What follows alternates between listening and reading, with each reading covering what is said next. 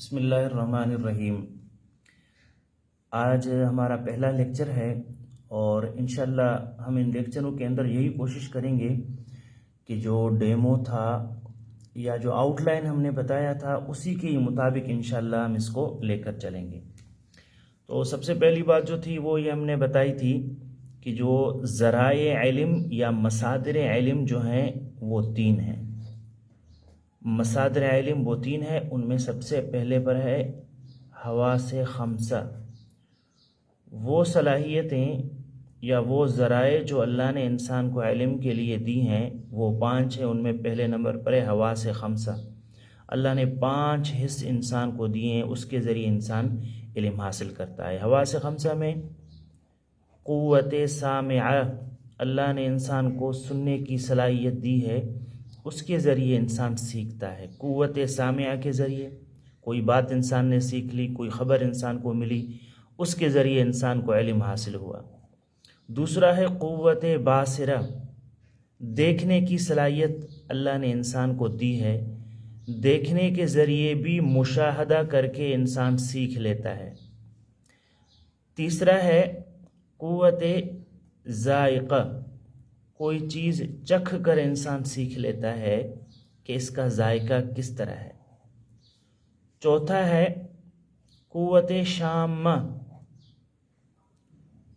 سونگھ کر بھی انسان محسوس کر لیتا ہے کہ یہ کس چیز کی خوشبو ہے، یہ کون سی چیز ہے۔ اس کے علاوہ ہے قوت لامسہ، لمس سے ماخوذ ہے، اس کا معنی ہے چھونا۔ کوئی چیز گرم ہے، ٹھنڈی ہے، انسان ہاتھ کے ذریعے چھو کر اس کو محسوس کر لیتا ہے۔ یہ پہلا ذریعہ ہے علم کا جسے حواس خمسہ کہتے ہیں۔ جو چیز حواس خمسہ کے ذریعے ہمیں معلوم نہ ہو تو وہاں ہم علم کے دوسرے ذریعے، دوسرے مصدر عقل کو استعمال کر لیتے ہیں۔ مثلا ایک تلوار ہے، ہم نے اس کو دیکھ کر ہم نے دیکھا، ہم سمجھ گئے کہ یہ ایک چمکتی ہوئی چیز ہے۔ چھو کر ہم نے دیکھا کہ یہ کسی ٹھوس چیز کی بنی ہوئی ہے۔ پھر ہم نے عقل کے ذریعے اس کو سمجھا کہ یہ تلوار جو ہے خون بہانے کے لیے ہے، دفاع کرنے کے لیے ہے، کسی کو قتل کرنے کے لیے، مارنے کے لیے ہے۔ لیکن یہ 2 علم انسان کے لیے کافی نہیں ہے، انسان کو ایک اور علم کی بھی ضرورت پڑتی ہے، تیسری علم کی، جس کو وحی کہتے ہیں۔ تلوار کے بارے میں ہم نے عقل کے ذریعے معلوم کیا کہ یہ خون بہانے کے لیے ہے، لڑنے کے لیے ہے، لیکن اس تلوار کو استعمال کہاں پر کیا جائے، اس کے ذریعے کس کو مار سکتے ہیں، کس کو نہیں مار سکتے، اس کے لیے ہمیں ایک تیسرے علم کی ضرورت ہے جسے وحی کہتے ہیں۔ اور وہ وحی کیا ہے؟ اللہ تبارک و تعالیٰ کا پیغام پیغمبروں کے اوپر۔ اب ہماری جو اصل گفتگو ہوگی وہ وحی کے اوپر ہے۔ وحی کی لغوی معنی کیا ہے؟ وحی کی لغوی معنی ہے اشارہ خفیف، کسی کو ہلکا سا اشارہ کرنا، یا دوسری الفاظ میں کسی کے دل میں بات ڈال دینا۔ وحی کی اصطلاحی معنی ہے انبیاء اور رسل پر اللہ تبارک و تعالیٰ کا نازل ہونے والا کلام، وہ وحی کہلاتا ہے۔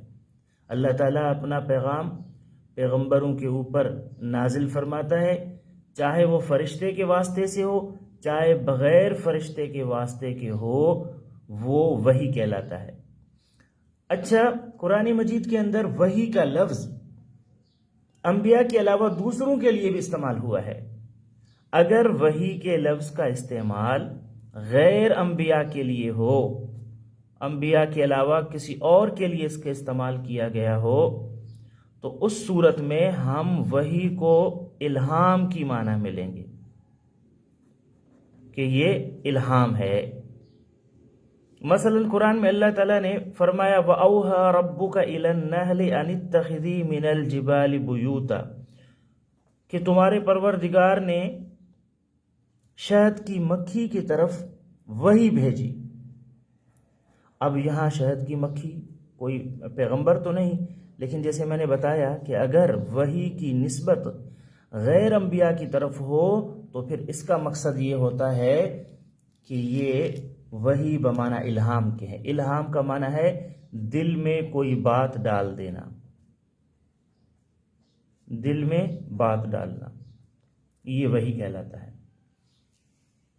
اچھا، وحی کی جو ہے دو قسمیں ہیں، ایک ہے وحی مطلوب اور دوسرا ہے وحی غیر مطلوب. وحی مطلوب جو ہے اس سے مراد ہے قرآن مجید. اور اب ہم جو لیکچر ہوں گے ہمارے کچھ وہی قرآن مجید کے بارے میں ہوں گے. سب سے پہلے ہے لیکچر ہے وہ ہے تعارف قرآن کے بارے میں، قرآن مجید کا تعارف. قرآن جو ہے یہ لفظ قرأ یقرأ سے ماخوذ ہے. اس کا معنی ہے قرأ یقرأ، اس کا معنی ہے پڑھنا، اور قرآن کا معنی ہوگا وہ کتاب جو بار بار پڑھی جائے. یعنی اگر ہم قرآن کو ماخوذ کریں قرأ یقرأ سے تو اس کا مطلب ہوگا وہ کتاب جو بار بار پڑھی جائے.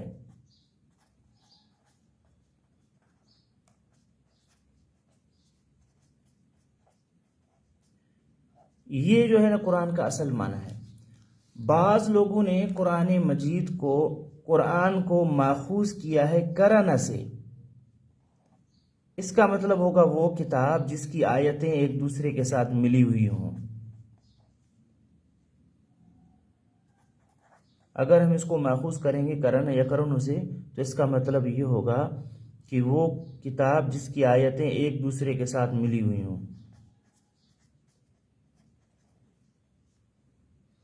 اچھا، قرآن مجید کی جو پہلی آیتیں نازل ہوئیں وہ 5 آیتیں تھیں. اقرأ بسم ربک الذی خلق، یہ 5 آیتیں. پہلی وحی کب نازل ہوئی؟ آپ صلی اللہ علیہ وسلم کی عمر جب 40 سال تھی تو آپ صلی اللہ علیہ وسلم پر پہلی وحی 28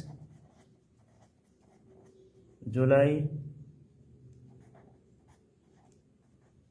610 عیسوی بروز جمعہ رات کو آپ صلی اللہ علیہ وسلم پر پہلی وحی نازل ہوئی. اسلامی حساب سے بعض کتب نے اس کو 27 رمضان لکھا ہے، لیکن 3 کتابوں کے اندر جو ہے جو MCQs کی ہے اس میں 17 رمضان مجھے ملا ہے. اس کو انشاءاللہ آگے چل کر جو ہے نا ہم صحیح طریقے سے اس کو ڈیفائن کریں گے کہ 27 رمضان درست ہے یا 17. تقریباً 2 کتابوں کے اندر جو ہے مجھے 17 رمضان ملا ہے اور ایک کے اندر جو ہے 27 رمضان. اچھا، قرآن مجید کا جو نزول ہے وہ جو مراحل اس کے ہیں 3 مراحل ہیں. پہلا وہ جو اللہ تبارک و تعالیٰ نے اس کو لوح محفوظ کے اندر لکھوا دیا. دوسرا جو ہے مرحلہ اس کو انزال کہتے ہیں، یعنی لوح محفوظ سے سمائے دنیاوی پر، دنیا کی آسمان پر اللہ تبارک و تعالیٰ نے اس کو دفعتاً اتارا، ایک ہی مرتبہ میں اتارا، اس کو انزال کہتے ہیں. جیسے کہ اللہ تعالیٰ نے انزال کا لفظ انزل ینزل انزالاً قرآن مجید میں استعمال کیا ہے. انزلناہ فی لیلۃ القدر، انا انزلناہ فی لیلۃ القدر. یہاں اللہ تعالیٰ نے اس کو انزال کے معنی میں استعمال کیا کہ ہم نے قرآن مجید اس کو لیلۃ القدر میں نازل کیا. یہاں اس سے مراد ہے دفعتاً، دنیا کی آسمان پر اس کو نازل کرنا. دوسرا جو لفظ ہے استعمال ہوا ہے وہ ہے تنزیل. تنزیل کا معنی ہے تھوڑا تھوڑا کر کے تدریجاً، ضرورت کے مطابق اس کو نازل کرنا. 23 برس کے اندر اللہ تبارک و تعالیٰ نے تھوڑا تھوڑا کر کے اس قرآن مجید کو حضرت محمد صلی اللہ علیہ وسلم پر اتارا. اس کے لیے لفظ استعمال ہوا ہے تنزیل کا. اچھا، آخری وحی، یہ تو پہلے وحی کے بارے میں ہم نے پڑھا. آخری وحی کب نازل ہوئی؟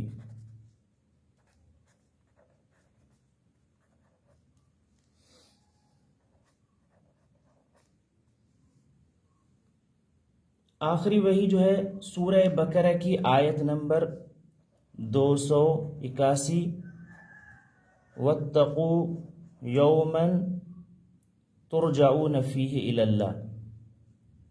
یہ قرآن مجید کی آخری آیت ہے جو اللہ تبارک و تعالیٰ نے نازل فرمائی سن 11 ہجری 3 ربیع الاول کو اللہ تبارک و تعالیٰ نے یہ آیت نازل فرمائی.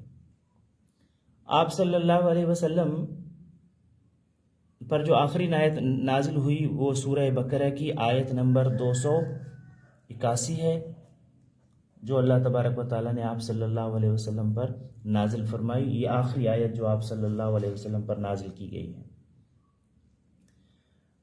اچھا، پہلی وحی جو نازل ہوئی تھی وہ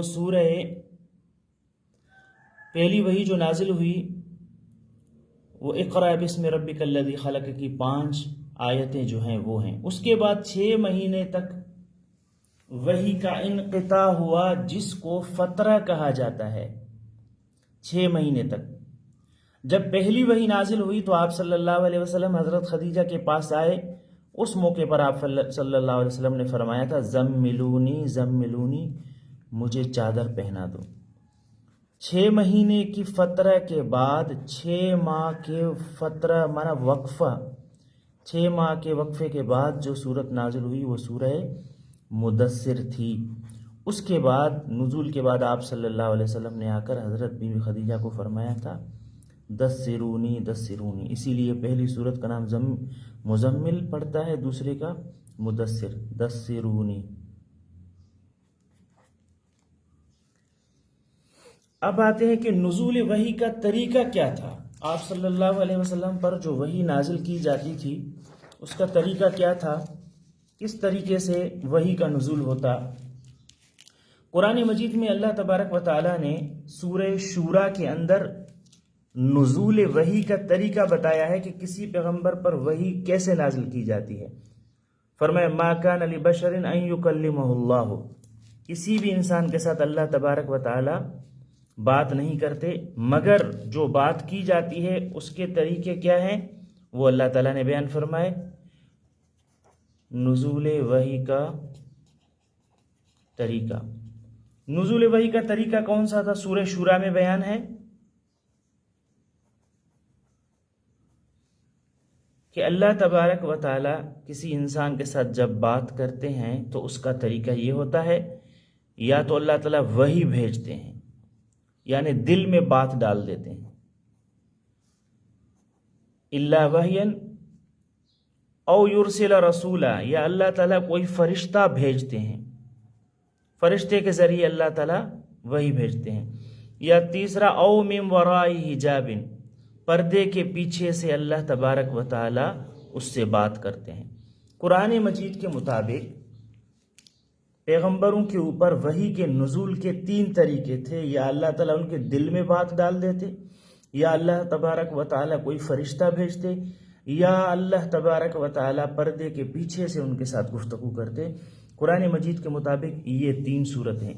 اس کی تفصیلی کیفیت ہے وہ حدیث نے بیان کی ہے. تفصیلی کیفیت نزول وحی کی آپ صلی اللہ علیہ وسلم نے بیان کی. حضرت عائشہ سے روایت ہے کہ حارث بن ہشام اس نے آپ صلی اللہ علیہ وسلم سے وحی کے نزول کا طریقہ پوچھا تو آپ صلی اللہ علیہ وسلم نے فرمایا ایک طریقہ وحی کے نزول کا سلسلۃ الجرس ہے، گھنٹی کے بجنے کی آواز، رنگنگ بیلز، گھنٹی کے بجنے کی آواز. پہلا طریقہ جو آپ صلی اللہ علیہ وسلم پر نزول وحی کا تھا وہ سلسلۃ الجرس تھا یعنی گھنٹی کے بجنے کی آواز. آپ صلی اللہ علیہ وسلم نے فرمایا سب سے زیادہ مشکل وحی کے نزول کا میرے اوپر یہ ہوتا ہے جب یہ اس طریقے سے وحی کا نزول ہوتا تو آپ صلی اللہ علیہ وسلم کے چہرے پر سخت سردی کے موسم میں بھی پسینہ آ جاتا. پہلا طریقہ سلسلۃ الجرس کا. دوسرا فرشتہ آتے انسانی صورت میں، کسی انسان کی صورت میں فرشتے آ جاتے. حضرت دہیہ کلبی صحابی تھے، اس کی صورت میں حضرت جبرائیل علیہ السلام آتے تھے. سوال یہ پیدا ہوتا ہے کہ حضرت جبرائیل علیہ السلام دہیہ کلبی کی صورت میں آتے تو دہیہ کلبی مجلس میں نہیں ہوتے تھے کیا؟ تو اس کا جواب یہ کہ حضرت دہیہ کلبی زیادہ تر سفارت کا کام کرتے. آپ صلی اللہ علیہ وسلم کے خطوط، پیغامات بادشاہوں کی طرف یا دوسرے جو لوگ ہیں ان کے پاس لے کر جاتے، اسی لیے حضرت جبرائیل علیہ السلام حضرت دحیہ کلبی کی صورت میں آتے۔ وحی کے نزول کا ایک طریقہ، اصل صورت میں فرشتہ اصل صورت میں آ جائے، جبرائیل اصل صورت میں آئے، اور چوتھا طریقہ براہ راست ہم کلام ہونا، حدیث کے مطابق یہ صورت بیان کی گئی ہے۔ اور پانچواں ہے قلب میں القاء، دل میں کوئی بات ڈال دینا، اور چھٹے نمبر پر ہے رویا صالحہ، یعنی سچے خواب دکھائے جانا۔ تو یہ جو ہیں کیفیات تھی نزول وحی کی۔ اب جیسے کہ میں نے شروع میں آپ کو بتایا تھا کہ قرآن مجید یا ہم جو بھی ٹاپک پڑھیں گے اس کے متعلق جو اہم سوالات آئے ہیں ان کو بھی ہم پڑھیں گے۔ تو اب ہم چلتے ہیں اس موضوع کے متعلق جو اہم سوالات مختلف اوقات پر امتحانات میں ہوئے ہیں ان کو اب مختصراً دیکھ لیتے ہیں کہ وہ کون کون سے سوالات ہیں۔ یہ تقریباً میں نے 3 یا 4 بکس سے کلیکٹ کیے ہیں۔ اس میں ہم نے کوشش یہ کی ہے کہ جو بالکل آسان سوالات ہیں، جیسے یہ پوچھا جائے کہ قرآن مجید کی جو ہے نا سب سے بڑی سورت کون سی ہے، سب سے چھوٹی سورت کون سی ہے، قرآن مجید کے پارے کتنے ہیں، تو اس طرح کے سوالات ہم نے شامل نہیں کیے۔ ہم نے کوشش کی ہے جو کچھ اہم سوالات ہیں وہ یہاں پر لائے ہیں۔ اچھا، قرآن مجید سے متعلق سب سے پہلا ترجمہ قرآن مجید کا کس نے کیا؟ پہلا ترجمہ قرآن کا مطلقاً یہ لاطینی زبان میں ہوا، تھیوڈور نے کیا۔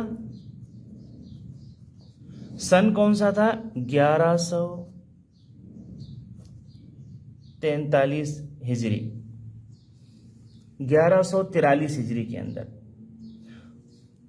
مکمل پہلی مدنی سورت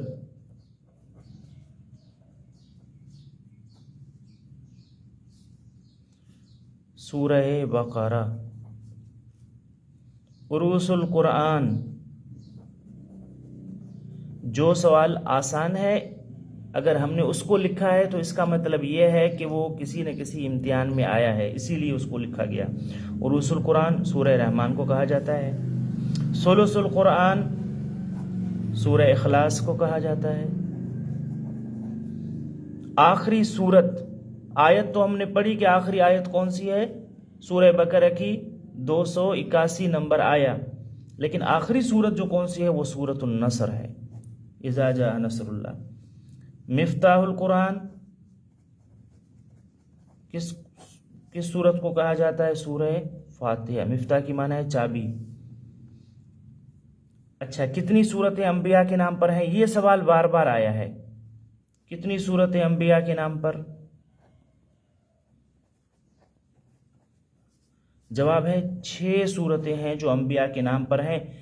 وہ پیغمبروں کے نام بھی ہم لکھ دیتے ہیں، ہود علیہ السلام، یونس علیہ السلام، یوسف علیہ السلام، ابراہیم علیہ السلام، حضرت محمد صلی اللہ علیہ وسلم، نوح علیہ السلام۔ یہ 6 پیغمبر ہیں جن کے نام پر قرآن میں سورتیں ہوئی ہیں۔ لقمان نام آیا ہے لیکن لقمان جو ہے وہ پیغمبر نہیں ہے۔ حضرت زید کا نام، ایک ہی صحابی ہے زید جس کا نام قرآن مجید میں آیا ہے۔ زید کا نام آیا ہے کون سی سورت میں؟ سورہ احزاب میں حضرت زید کا نام آیا ہے۔ قرآن مجید پر نقطے اور اعراب کس نے لگائے؟ حجاج بن یوسف۔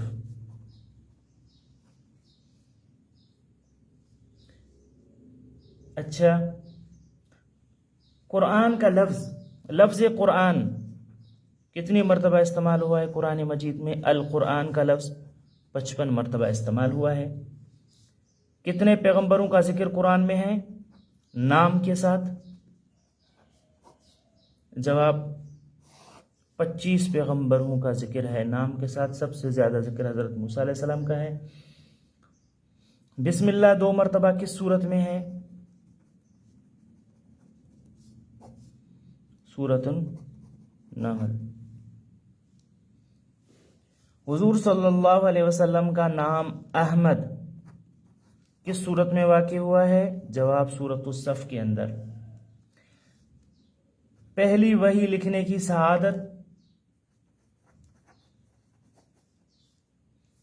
سعادت کس کو حاصل ہوئی؟ خالد بن سعید۔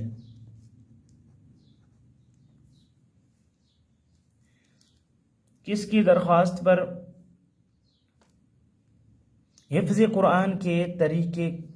حفاظت قرآن کے طریقے کتنے ہیں؟ حفاظت قرآن کے طریقے دو ہیں، ایک ہے حفظ، دوسرا ہے کتابت۔ ان دو طریقوں کے ذریعے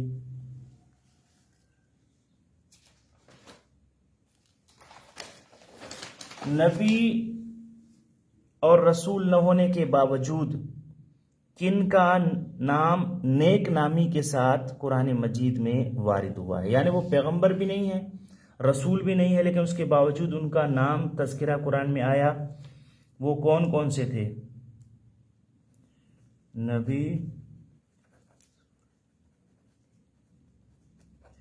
نہ ہونے کے باوجود نام اس کا قرآن میں آیا، اس میں حضرت لقمان ہے، ذوالقرنین بادشاہ، اس کا تذکرہ ہے سورہ کہف میں، اور عزیز مصر، اس کا تذکرہ ہے سورہ یوسف میں۔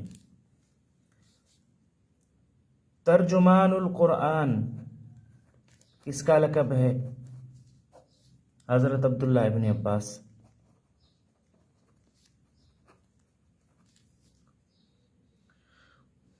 وفات سے پہلے آپ صلی اللہ علیہ وسلم نے کس صحابی سے پورے قرآن مجید کو سنا؟ آپ صلی اللہ علیہ وسلم نے وفات سے پہلے قرآن کس سے سنی؟ عبداللہ ابن مسعود۔ ان سے آپ صلی اللہ علیہ وسلم نے قرآن کی تلاوت جو ہے وہ سنی تھی۔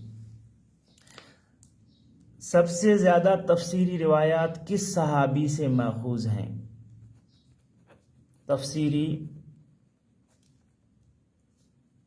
روایات، سب سے زیادہ تفسیری روایات جو ہے حضرت سیدنا علی رضی اللہ تعالی عنہ سے مروی ہیں۔ مکہ میں بلند آواز میں سب سے پہلے قرآن کی تلاوت کس نے کی؟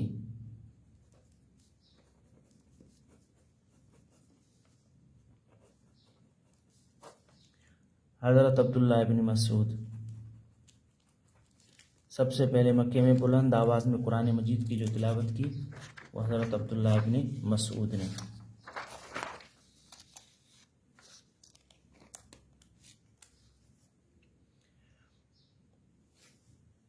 قرآن مجید پر رموز اور اوقاف کس نے لگائے؟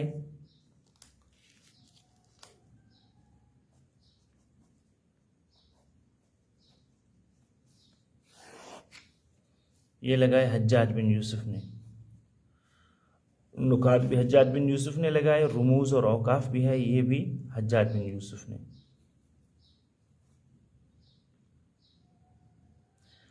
بر صغیر میں سب سے پہلے قرآن مجید کا ترجمہ کس زبان میں ہوا؟ جواب سندھی زبان میں۔ آخوند عزیز اللہ، یہ مکمل جو ترجمہ ہے وہ آخوند عزیز اللہ نے کیا تھا، لیکن بر صغیر میں جو پہلا ترجمہ ہے وہ سندھی زبان میں ہوا۔ اس کے علاوہ سوال کہ اصحاب سبت سے کیا مراد ہے، یہ سوال بھی آتے رہتے ہیں۔ اصحاب سبت سے مراد قرآن مجید میں جو اصحاب سبت کا لفظ کہا گیا اس سے کون مراد ہے؟ جواب ہے یہودی۔ زنا کی سزا قرآن میں کیا بیان کی گئی ہے؟ غیر شادی شدہ زانی کی سزا قرآن مجید میں 100 کوڑے، الزانیۃ والزانی فاجلدوا کل واحد منہما 100 جلدہ، کہ ان کو آپ 100 کوڑے لگائیں۔ روح القدس اور روح الامین، یہ القاب کس کے لیے استعمال ہوئے ہیں؟ حضرت جبرائیل علیہ السلام کے لیے، یہ دونوں القاب۔ ارکان اسلام 5 ہیں، ارکان اسلام میں سے کس رکن کے نام کے ساتھ سورت ہے؟ جواب ہے الحج، یعنی ارکان اسلام میں سے حج وہ ہے جس کے نام کے ساتھ قرآن مجید میں سورت واقع ہوئی ہے۔ सूरत का नाम रुकन इस्लाम पर।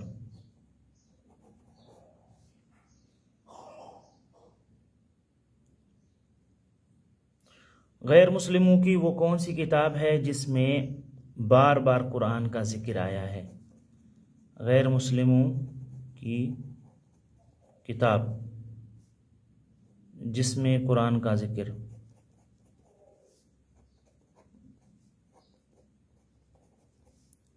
जवाब, वो सिखों की किताब है गुरु ग्रंथ।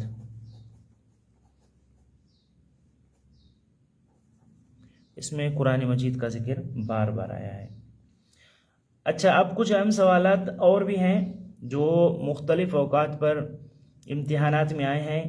यतीमों से मुतअल्लिक कवानीन कुरान मजीद, यतीमों से मुतअल्लिक कवानीन कब नाजिल हुए? जवाब, सन 2 हिजरी। सन 2 हिजरी में यतीमों से मुतअल्लिक कवानीन, जिना के कवानीन कब नाजिल हुए? सन 5 हिजरी। विरासत के कवानीन, लॉ ऑफ इनहेरिटेंस, ये कब नाजिल हुए? सन 3 हिजरी में। पर्दे का हुक्म सन 5 हिजरी में। बाजमाअत नमाज पढ़ने का हुक्म किस सूरत में है? जवाब, सूरह बकरा में। वरक़ऊ मअर्राकिईन, ये हुक्म दिया गया। असहाब कहफ जिनका तस्किरा सूरह कहफ के अंदर है, 309 साल वो सोए रहे, किस मुल्क से उनका ताल्लुक था? जवाब, उर्दुन।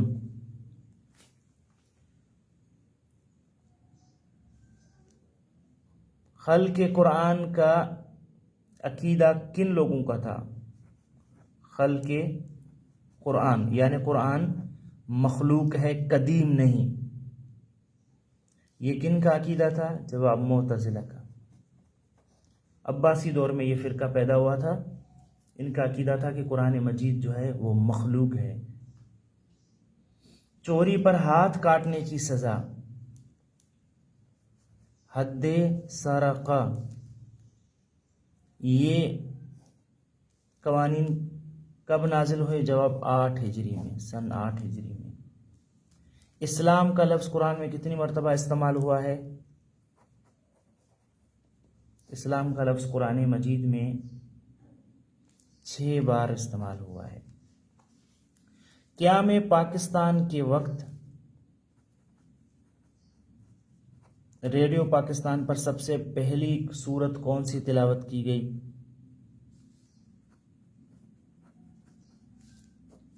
जवाब, सूरतुल फतह। बर्रे सगीर में पहला उर्दू तर्जुमा बर्रे सगीर में शाह अब्दुल कादिर रहमतुल्लाह अलैह ने किया।